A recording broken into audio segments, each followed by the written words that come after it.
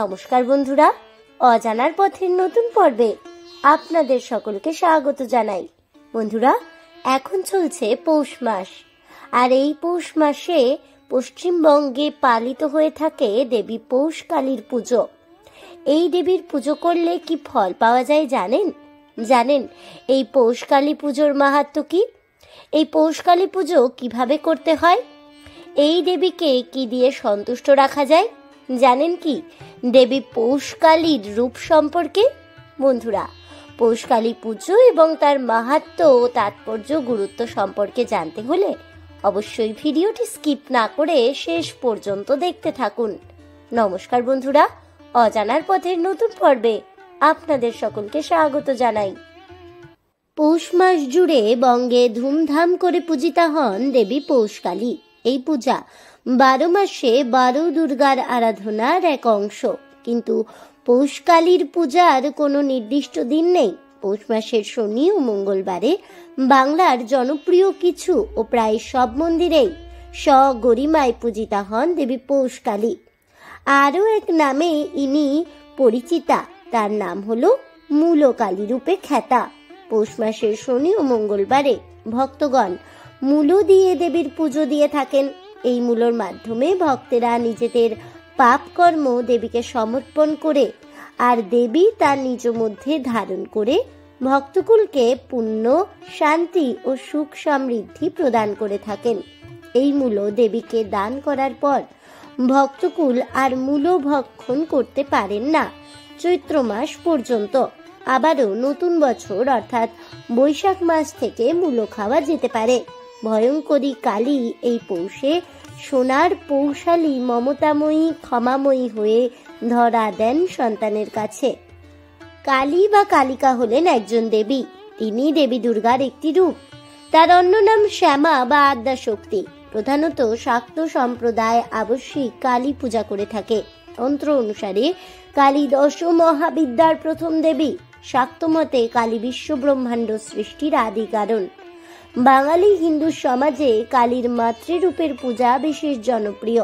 দেবীর আবির্ভাব সম্পর্কে পৌরাণিক ব্যাখ্যা ও সনাতন ধর্মীয় শাস্ত্র অনুযায়ী পুরাকালে শুম্ভ নিশুম্ভ নামক দুই দৈত্য সারা পৃথিবী জুড়ে তাদের ভয়ঙ্কর ত্রাসের সৃষ্টি করেছিল।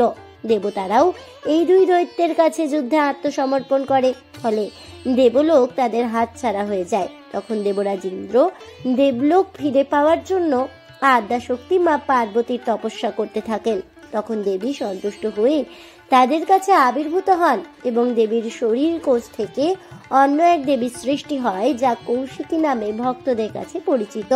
দেবী কৌশিকী মা মহামায়ার দেহ থেকে নিঃসৃত হয়ে মহাকাল বর্ণ ধারণ করে, যা দেবী কালীর আদি রূপ বলেই ধরা হয়। পুরাণ ও তন্ত্র সাহিত্যে কালীর বিভিন্ন রূপের বর্ণনা পাওয়া যায়। এগুলি হলো দক্ষিণা কালী, শ্যামা কালী, মহাকালী, শ্মশান কালী, গুচ্ছ কালী, ভদ্রকালী, সিদ্ধ কালী, আদ্যা কালী, চামুন্ডা কালী। আবার বিভিন্ন মন্দিরে ব্রহ্মময়ী, ভবতারিণী, আনন্দময়ী, করুণাময়ী ইত্যাদি নামে কালী প্রতিমার পূজা করা হয়। এই সব রূপের মধ্যে দক্ষিণা কালীর বিগ্রহই সর্বাধিক পরিচিত ও পূজিত। দক্ষিণা কালী চতুর্ভুজা, তার 4 হাতে খড়গ, অসুরের ছিন্ন মুন্ড, বড় অভয় মুদ্রা রয়েছে। তার গলায় রয়েছে নরমুন্ডের মালা। দেবীর গায়ের রং কালো, মাথায় আলুলায়িত চুল এবং তিনি শিবের বুকে ডান পা আগে রেখে দণ্ডায়মান। বাংলা ক্যালেন্ডার অনুযায়ী পৌষ মাসের তৃতীয় পক্ষের শুক্লা চতুর্দশী তিথিতে পালন করা হয় এই পৌষ কালী পূজা। পৌষ মাসের অমাবস্যায় কালী পুজোকে পৌষ কালী পুজো বলা হয়। এই অমাবস্যা নিয়েও রয়েছে বহু পৌরাণিক কাহিনী ও নানাবিধ আচার অনুষ্ঠান। অমাবস্যায় শুধু অশুভ শক্তি বা আত্মাকে তাড়ানোর বিশেষ দিন নয়, এদিনে পূর্বপুরুষদের আত্মাকে শান্তি প্রদান করতে ও মোক্ষ লাভের পথকে সুগম করতেও এই অমাবস্যায় বিশেষ নিয়ম পালন করা হয়ে থাকে। শাক্ত বাঙালির কাছে এদিন কালী পুজোর রয়েছে বিশেষ মাহাত্ম্য। এই তিথিতে অনেকেই শুভ বলে মনে করেন না।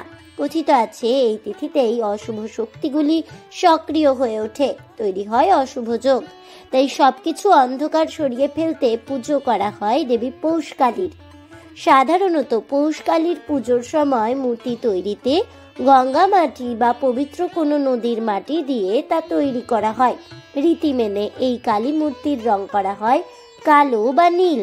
থাকে 4টি হাত, ডান দিকে উপরের হাতে থাকে শঙ্খ, নিচের হাতে খড়গ, বাম দিকের উপরের হাতে থাকে ভদ্রমুদ্রা ও নিচের হাতে থাকে নরমুণ্ড। পৌষকালী শুধু দেবী নন, তিনি সর্বশক্তির আধার। অশুভ শক্তিকে হঠিয়ে তিনি হলেন ভক্তের কল্যাণকারী দেবী।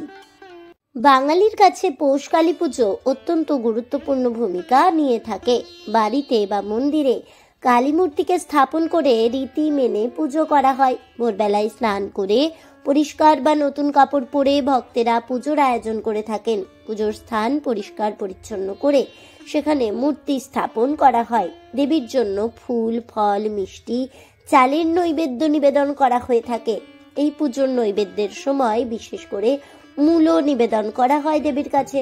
সাধারণত শক্তি পুজোয় মাছ, রক্ত নিবেদন করার বিশেষ নিয়ম আছে, তবে পৌষকালী পুজোয় নিবেদিত হয় একেবারেই সাধারণ নৈবেদ্য। পুজো করার পর প্রদীপ জ্বালিয়ে আরতি করার নিয়ম রয়েছে।